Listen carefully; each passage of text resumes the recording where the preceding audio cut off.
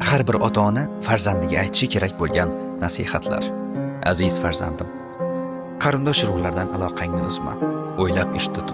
Odamlarni g'iybat qilma. Odamlar yomon ishga bosh qo'shsa, ularga qo'shilma. Shoshilib ish tutma. Boylik deb o'zingni g'am qayg'uga tashlama. O'z qadrini bilmagan odamdan yaxshilik kutma. O'tirishlarda o'z joyingni bil, odamlarning so'ziga quloq sol. Odamlar so'rasa gapir, o'zingdan ulug'lar oldiga tushib yurma. Odamlar ichida boshingni quyi osiltirib o'tirma. O'ngga chapga qarayverma. Mehmonlar oldida birovga o'shqirma. Mehmonga esa ish buyurma.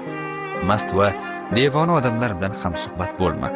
Bekorchi odamlar bilan ko'chada o'tirma. O'ziga bino qo'yuvchi takabburlardan bo'lma.